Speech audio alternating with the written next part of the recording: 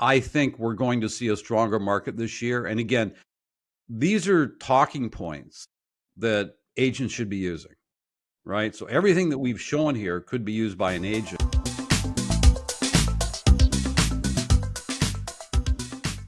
Welcome, everybody, to the 2025 real estate predictions. I'm going to share a little bit what happened in 2024. Turned out to be a very decent year. 2025 is going to be a much better year.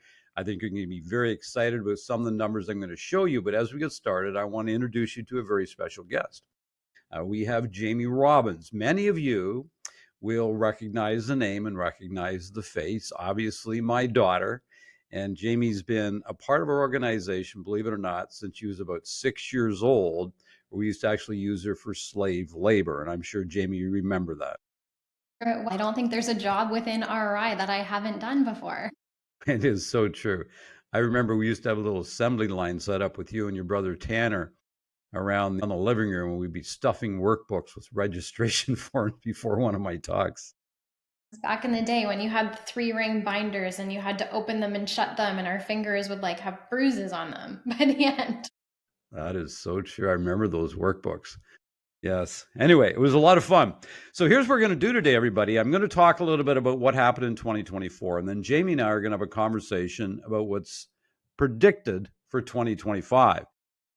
Jaimie and I have made a commitment to 2025. We're going to be doing a lot of content together. So please keep your eyes open and watch for content that we'll be pushing out that'll be of great value to you.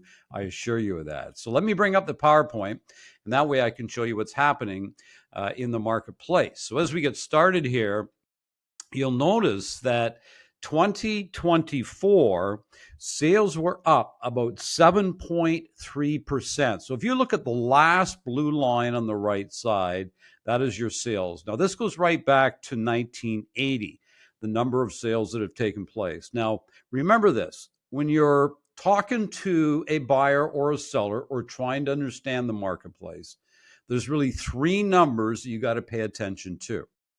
Obviously, the first is sales volume. So you want to know what's happening, how many sales took place. Now that, as a real estate sales professional, gives you an idea how many opportunities that you will have in the marketplace, right? So after 2022, the sales volume started to shrink. The pie got a little bit smaller in terms of opportunities. The second number you need to know is price, average price. Now you can use, benchmark price, average price, whichever price you want to use for your marketplace. But remember, just because sales go down doesn't always mean prices are going to go down. Just like when sales go up doesn't always mean prices are going to go up. These are totally independent and separate numbers. And what's going to determine, which is a third number, is going to be months of inventory. That's going to determine the movement of your prices. As we get into lower months of inventory, prices will start to rise. As we get into higher months of inventory, prices will start to weaken. So I'm going to take you through a few of these numbers here today. And a lot of this content is valuable content that you can be using when you're talking to a buyer or when you're talking to a seller. And I think it's critically important you understand these numbers. Now, before I get into them, just remember what you're looking for in your marketplace are the numbers that are going to have an impact on the buyer or seller that you're communicating with. And I call those micro markets. So a micro market could be a geographical area, as an example. A micro market could be a property type. Maybe it's condos, maybe it's waterfront, maybe it's detached. Because if you just give people general knowledge, well, they might say, yeah, but that's not the same as my house. My house is different, or the area we're buying in is different, or whatever the case is. So something that's very important, if you're going to use this content going forward, you need to break it down into a micro market that will compare directly, to the subject property or properties. So if we look at the numbers here, you look at the the last blue line, you can see that sales reached almost 500,000 for 2024, which, as I said, was up 7.3%. The red lines that you see is a prediction. So the second last red line that you see there, that's a prediction for 2025. And of course, the next one is a prediction for 2026. Now, I'm going to get into the predictions a little more in just a moment. Right now, I just want to focus on what has happened just over the last year in terms of sales. So this here shows you everything that's going on in Canada. And this is a really interesting chart. So you can see that in Canada, we had 490,376 sales. That's the top left there, which shows you was up 7.3%. They're predicting in 2025, we're going to get to 532,000, which you can see is up 8.6%. But as we move through all of the provinces, what you're going to notice is the provinces that had the smallest, increase would be BC. You can see at 2.1%, it was up. And Ontario, where sales were up by 3.1%. You can also see Quebec was up by 19% in total sales, and Manitoba was up by 11.4%, and of course Alberta was up by 9.2%. So there was, some provinces did much better than others. The percentage of increase was the smallest in your most populated provinces, which were British Columbia and Ontario. And you can see what the projections are going forward if you take a look at this. You can see Ontario, they're projecting a 10.4% increase this year. In British Columbia, a 14.2% increase. And this is very common. So if you go back and look at the last couple of years, obviously, Alberta, Saskatchewan, Manitoba, they've been performing fairly well. What got hit the most was British Columbia and Ontario. Now, as we start to recover, what quite often happens is the increase won't be as much in the ones that fared well through the more difficult times. And if you look here, you'll see they're predicting Alberta an increase of 2.3% this year, opposed to 9.2% last year. But look at British Columbia, they're expecting a 14.2% increase in sales, opposed to only a 2.1%. So I think what we're going to see this year is we're going to see Ontario start to do a little better. We're going to see BC start to do a little bit better. But overall, we're going to see increases right across the country. And as I said, should give us about, according to these predictions, an 8.8% increase as we move into the end of 2025. Now, here is your price. Remember I said there's three things: number of sales, and of course your price. So if you look at this, you'll see that the average price, the last blue line to the right, you can see that it almost hit $700,000. And you'll also notice that they're predicting in 2025, we'll probably get up around that 730 in terms of sale price. So let's look what happened right across Canada.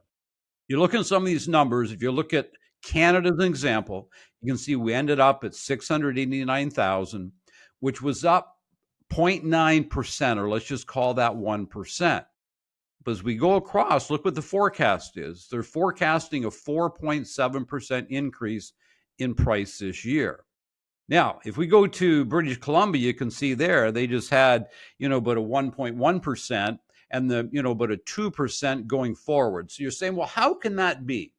If our number of sales are going to be up, fairly dramatically, why is our prices only going to be up a little bit? Because they're forecasting we're going to see more inventory come out. You see, Alberta is still going to have strong price increase. You can see Quebec's going to have strong price increase. You can see Ontario, they're only saying about 2%. So what's happening, even though the volume of sales are increasing, say more than Alberta, maybe Saskatchewan and Manitoba, but what's actually happening is they're predicting we're going to see more inventory come onto the market. And because we have more inventory, we're going to have, a stronger supply against the demand we're going to have. So that's what this prediction is all about. But if you look at all of these numbers, I will say 2025 overall is going to be a much better year than we're going to see, or we've seen in 2024. And I'm not even going to get into 2026 because at this point, I just don't think it matters. But overall, we're starting to move back into very positive territory. But if we're having a price increase of, say, 4.7% in Canada, which this is predicting, that to me is a very, very, very healthy market. Like if we go back, and let's just me go back another chart here. And if we look at this one right here, this is your sale price.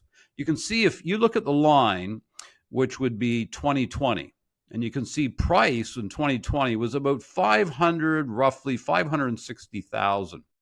And you can see in 2021, look at the big jump it took. Went right up to $700,000. We had double digit price increases. And then, of course, we had another price increase in 2022 before it started to slide in 2023. And one thing I can tell you is that it is not healthy when we start to see double digit price increases, because it is not sustainable for any length of time. So if we see a 5% price increase, and if we say an 8.6% increase in sales, what I see there is I see overall a very, very, very healthy market. Okay, so now we get into 2024. Amy, what are you hearing? Well, look, I think the reality is we've now dealt coming off out of the pandemic in, the last half of 2022 and 2023. It was like a really challenging market, especially coming off of how busy it was in the latter half of 2020 and 2021 and even the beginning of 2022, right? It felt like a huge drop for so many people. And there was a lot of negativity and there was a lot of challenges that people faced in the industry. There's no question. But I think what we're seeing now is we're seeing kind of some optimism come back and some hope come back to the people in the industry. And that's obviously happening with sellers and buyers and people who are thinking of transacting as well. So it's really positive overall.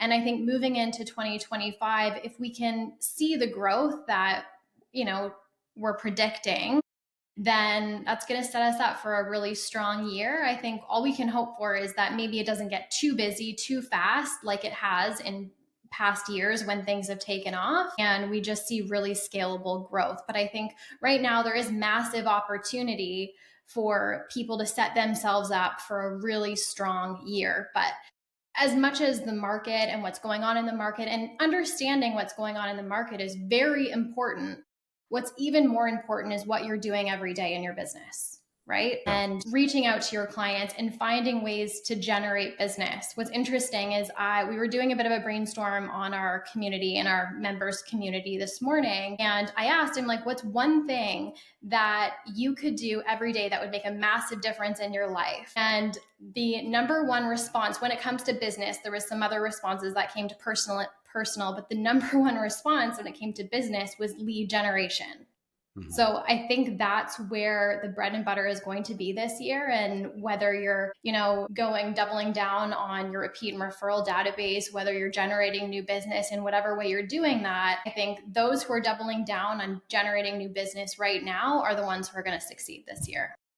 I totally agree. I'm going to show some more slides here in just a moment based on predictions for 2025, because I think these are numbers that people could be using when they're talking to their buyers and sellers or they're on a listing presentation. But before I do that, I think what we all have to remember is that even though the market is starting to expand a little bit in terms of the volume of sales, and obviously, we're going to get some price movement, it looks like this year as well in Canada, is that it has been a different 2 years, the past 2 years, than it was previously to that. And I think a lot of people, if you think about 2021, and you're right, the first half of 2022, leads were sort of falling from the sky. And I think when things get, and I'm not saying it was easy, it was difficult in a different way, but it was easy to find leads because everybody wanted to talk about real estate. And what we have to do now, Jay, is we have to now have a conversation with people and have the ability to influence them to make a decision that will best serve them. And the challenge right now is that there's still a lot of people sitting on the fence. We have sellers sitting on the fence that don't know if it's a good time to put their home in the market. We have buyers sitting on the fence. And some of the numbers I'm about to show everybody, I think will help them get people off the fence. But the number one is this, is I already showed you some numbers, which, by the way, you can get on Korea's website, all these graphs that I showed you. Because that's where I got them all. But if you look at, say, prices are, forecasting to increase by 4.7 or let's say 5% this year. Well, most buyers are waiting because they think prices are going to go down more. Overall, last year, price-wise, was flat, depending on what province you're in, but it was pretty flat across Canada. Once buyers get a whiff that prices are going to start to go up, that's when they'll start to jump off the fence, because that's what they've been waiting for. So they're faced right now with an opportunity, because let's face it, we had a number of 5 rate cuts last year. So rates are now lower than they were, which is a great benefit to buyers. Not what they were back in 2020 or 2021, but they're not going to be back there this year either. That's just not going to happen. Are we going to see some more rate decreases? Yeah, possibly, probably, but it's not going back to where it was. We just got to get used to these new numbers. So let me maybe take you through some numbers, and I'll just bring up the slides again here, that I think would be very beneficial to a lot of people that are watching this right now, in terms of slides they could be using. So if I move the slides forward, so we get into predictions here. But I found this one really interesting, Jay, when I saw this. But he said in Q4, if you think about the first half of 2024, the market wasn't crazy good. It was more of a reflection of what happened in 2023. Mm-hmm. But as we moved into the year, the market started to pick up pretty substantially. And if you look at the numbers they've up here, if you look at Q4, sales were up 10% over Q3, but look at December. So December 2024, the sales activity was 19% over December of 2023. That is a substantial number. That I was showing you the momentum that is, starting to take place. And I also wanted to show you properties listed for sale, because at the end of December, there was 128,000 properties listed for sale. And that represents 3.9 months of inventory, which right now, or across Canada, of course, each market's a little bit different when you're talking provincially, but that represents very much of, a balanced market, because generally it's about 4 to 6 is where we're balanced. When we get below 4, we get into seller territory where prices go up, and above 6, we get into buyer territory, prices go down. So what I suspect we'll see this year is we'll probably see the months of inventory start to drop, because remember, last year we had little to no price movement right across Canada. Well, look, we had 3.9, like say 4 months of inventory. That's a balanced market. So if sales pick up, we're going to have more inventory come on. But again, if we start to move below 4 months of inventory, then we're going to start to see prices start to rise in the marketplace as well. And then why I think we're going to see a stronger market this year. And again, these are talking points that agents should be using, right? So everything that we've shown here could be used by an agent.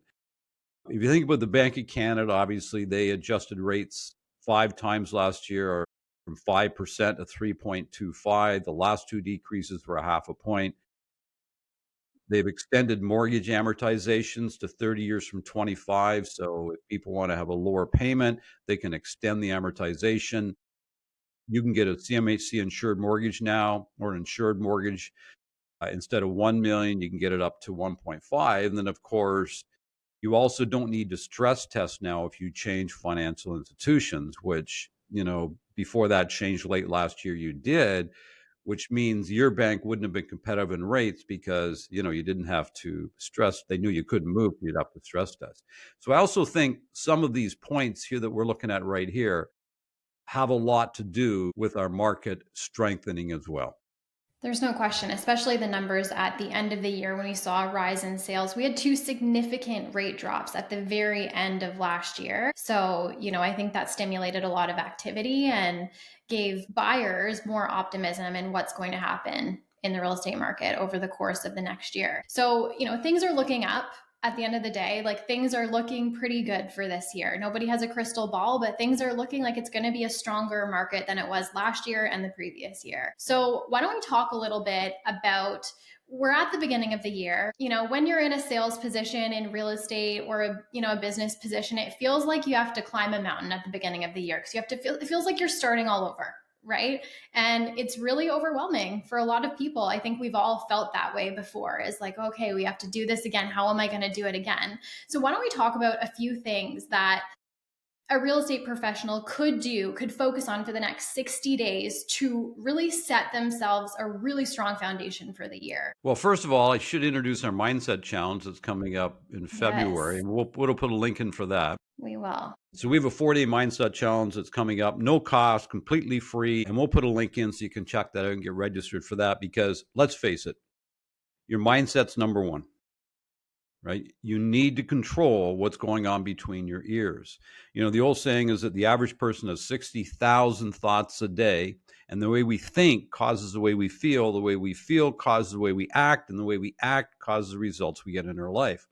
So I always say to everybody, I said, you know, when you come into the year, like you said, I find that people have one and two emotions.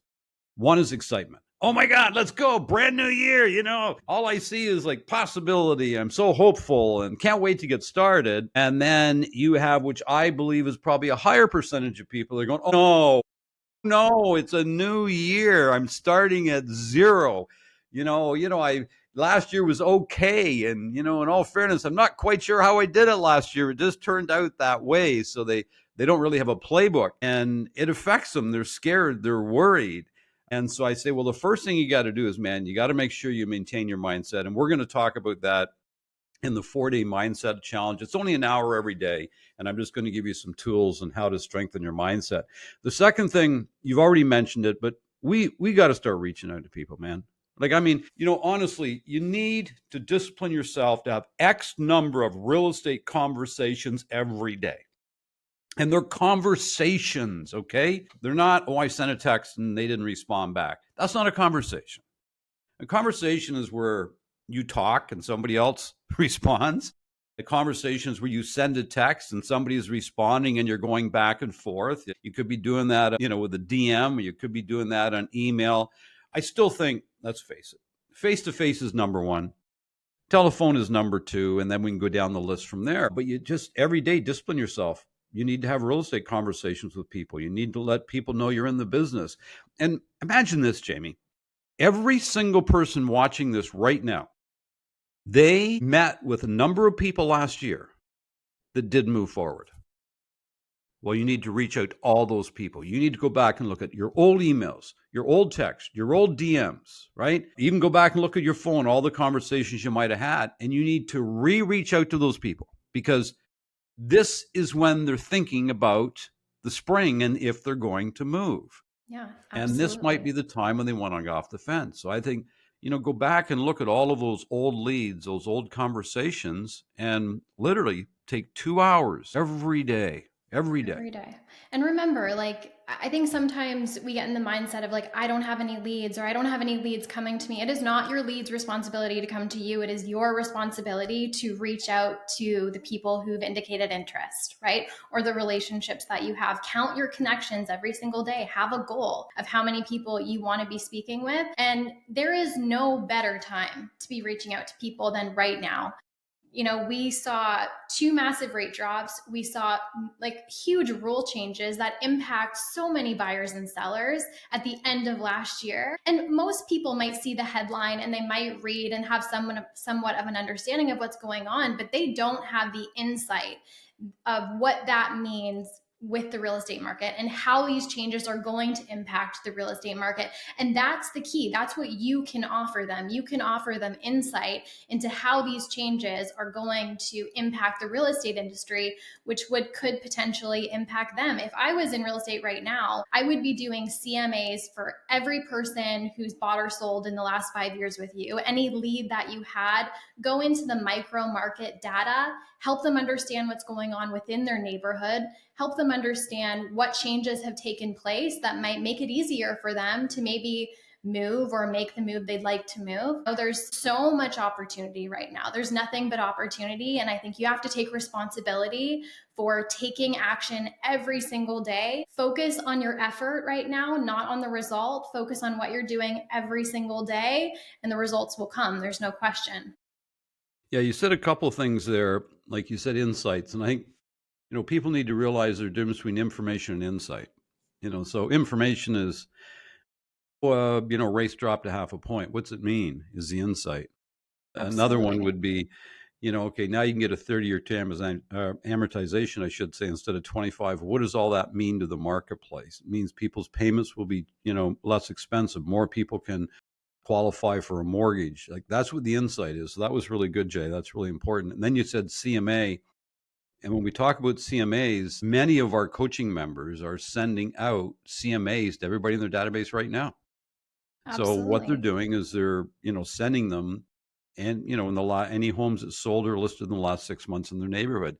And let's say you did this for all the listeners. Let's say you just picked 5 a day, 5 people a day, and you just send a complimentary CMA. It's an unsolicited complimentary CMA, and you're just sending, them a number of homes that have sold in their area and a number of homes that are listed in their area, if there's any, with a nice little note. We thought you might be interested. There's been a lot of changes in the real estate market recently. And, here are the, latest 4 homes that sold, and the homes that are for sale right now. If you have any real estate needs we might be able to help you with, give us a call. It's that simple, right?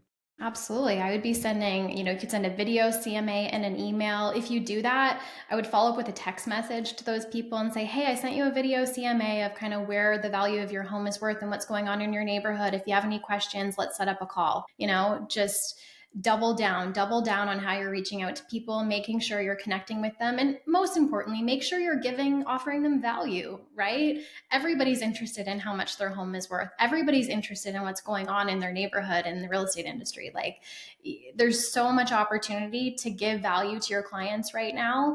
And if you focus on that and you focus on connections, then you're setting yourself up for an incredible 2025. There's no doubt.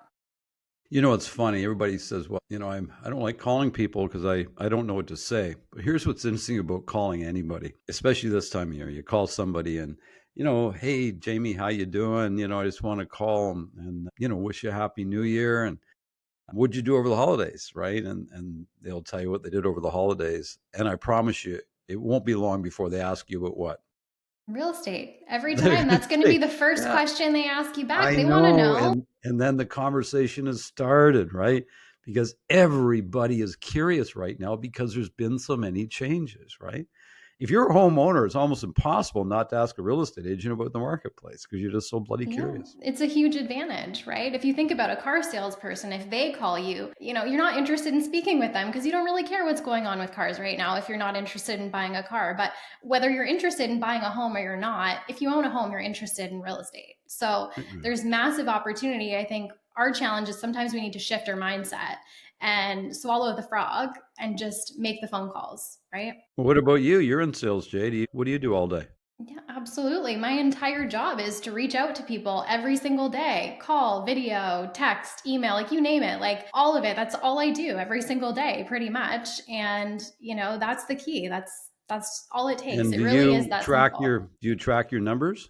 I track all of my numbers. I track how many people I reach out to, how many people I connect with, how many conversations I have with people, all of it. Because at the end of the day, what gets measured gets improved. And no matter what you're tracking in your life, whether it's sales numbers, whether it's health, like related to health, exercise, if you are tracking something, what gets measured gets improved, right? And there's also a factor of accountability when you're tracking something. If I have to report numbers to somebody every single week and I have to send low numbers, that's not fun. That's not fun for anyone. It's not fun for me. It's not fun for the person receiving it.